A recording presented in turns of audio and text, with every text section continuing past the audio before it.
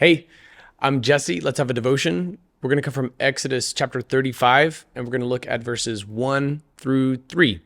Here's the text. Moses assembled the entire Israelite community and said to them, "These are the things that the Lord has commanded you to do.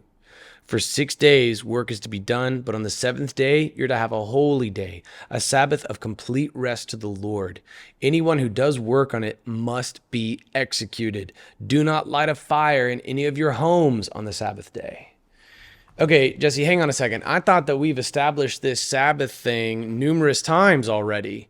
It's the fourth commandment, for one thing, and then there was additional instructions given after that. And now here it is again. Did I mix up my devotion orders? Are these things moving so anachronistically that like we've gone backwards somehow? But we're in chapter 35. All right, what's happening here? There's this huge rebellion. The people worship the golden calf. God's about to call the whole deal off. Moses pleads with God. God shows compassion. God shows grace. And now we are reiterating. And after the radiant face text that we just saw in yesterday's sermon comes this little 3-verse portion reminding the people of God of the Sabbath, adding on perhaps this stipulation forbidding a fire in people's homes on the Sabbath day. And then what's going to begin in verse 4 is the actual building of the tabernacle. Okay? When Jesse and I were newlyweds, I don't even remember really what it was about, but we got into this big argument, and man, we were so mad at each other. I don't remember why we were so mad with one another. Knowing myself, I can probably guess to what it was, but I do remember the reconciliation in that I went to her, and after we'd both just like said what we wanted to say and said some other things that we didn't really mean. And then, as newlyweds, it's different from dating, and you feel that palpably. What's funny is that like if you get in a big argument with the person that you're dating, that's actually probably a higher stakes argument than an argument between a married couple. Because, I mean, if I ever got in an argument with my girlfriend, I'd call the thing off. Like, I don't need this. I'm out of here. Bye. Have a nice life. Hope that this blessed you. It blessed me for the most part until right now. Like, you've got no skin in the game if you protect your purity. Do you hear me, single friends?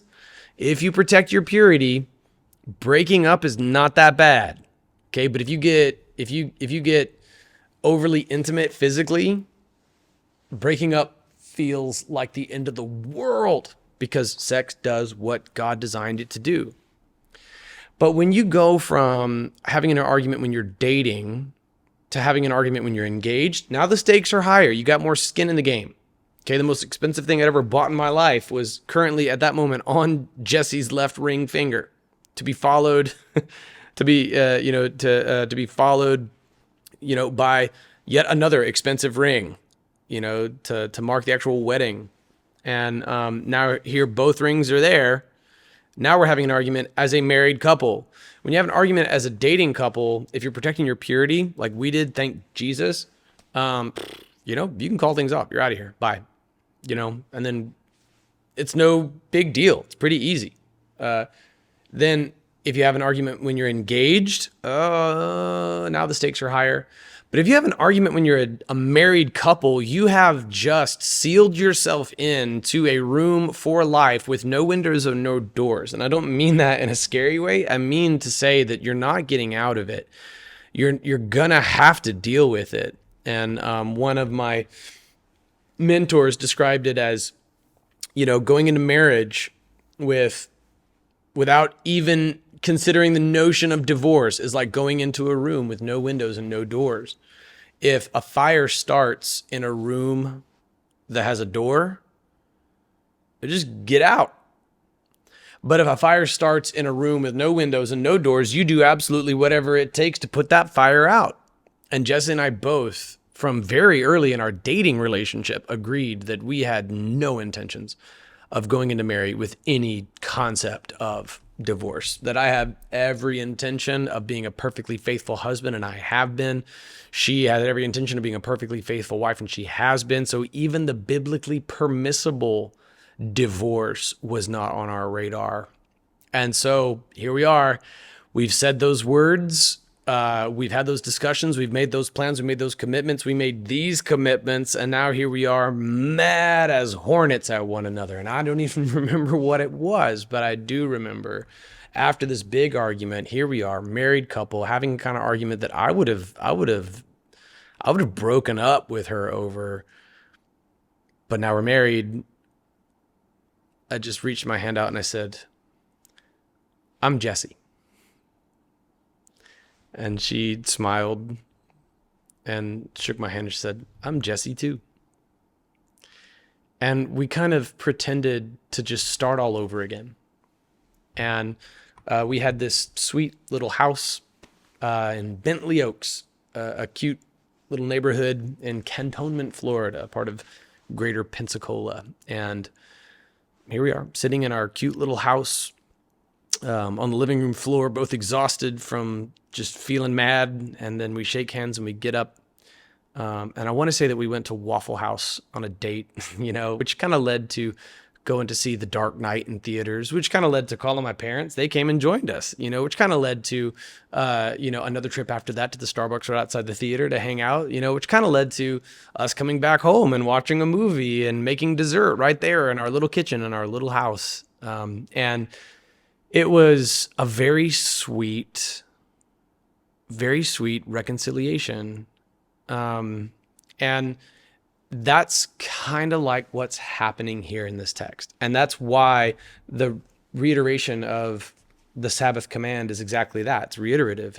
It's repetitive. And it's because they've had this huge falling out and God was about to call the whole thing off. And now they've started over. That's the reason for the repetition. There's actually some beauty in the repetition because it's repetition after reconciliation.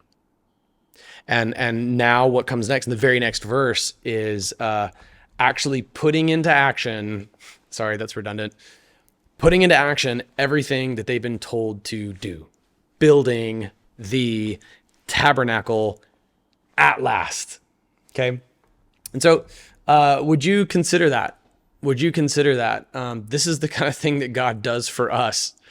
Anytime God's mad at us, it's our fault. All right. It's different from a marriage. My marriage illustration doesn't do justice in the sense that in a marriage fight, both parties can be wrong.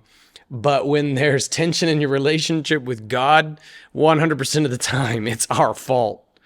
And aren't you grateful that God is the one who will reach out his hand and start all over again and throw your sins as far as the east is from the west, drown your sins in the depths of the sea, starting anew after even unfaithfulness and rebellion on the part of Israel. So this is a sweet reconciliation between the perfect, faithful God and his previously rebellious people. It's not the end of the story, but there is sweetness in the redundant nature of Exodus 35, 1 through 3.